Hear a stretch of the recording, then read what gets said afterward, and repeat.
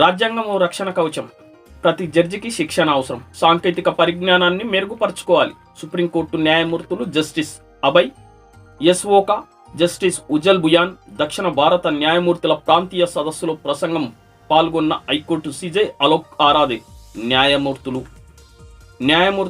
అంతర్నిర్మాత దురభిప్రాయాలను వదిలించుకోవాలని, రాజ్యాంగ నైతికతను అన్ని సమయాల్లో సమర్థించాల్సిన అవసరం ఉందని సుప్రీంకోర్టు న్యాయమూర్తులు justice Abhay S O, justice Ujjal బుయాన్లు సూచించారు. National judicial academy, Telangana high court శనివారం సంయుక్తంగా నిర్వహించిన దక్షిణ భారత న్యాయమూర్తుల ప్రాంతీయ సదస్సు మరి చెన్నారెడ్డి మానవ వనరుల అభివృద్ధి సంస్థలో జరిగింది.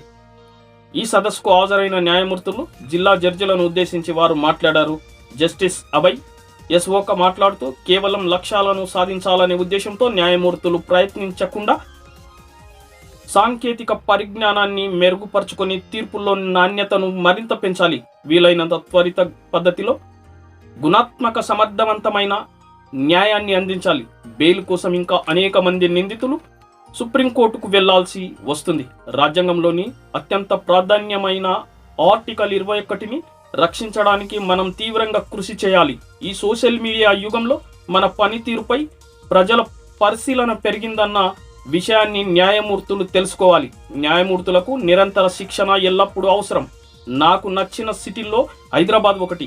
నేషనల్ జ్యుడిషియల్ అకాడమీ ఇలాంటి కార్యక్రమాన్ని ఏర్పాటు చేయడం అభినందనీయం. కింది స్థాయి నుంచి సుప్రీంకోర్టు వరకు ఏ న్యాయమూర్తికైనా శిక్షణ అవసరమే. ఒక్క రాష్ట్రంలో చట్టాల్లో మార్పులు ఉంటాయి, అన్ని తెలుసుకోవాల్సిన అవసరం ఉంది అని పేర్కొన్నారు. న్యాయ వ్యవస్థపై మరింత నమ్మకం కలిగి ఉండాలి.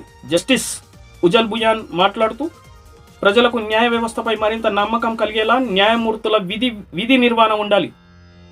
న్యాయ వ్యవస్థ తమకు ఓ రక్షణ కవచం అన్న భావన కలిగించాలి.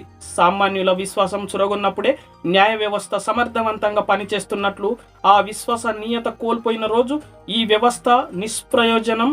అంతిమంగా రాజ్యాంగ సారాంశం సమానత్వమే. పక్షపాతాలను పక్కకు పెట్టి పనిచేయాలి.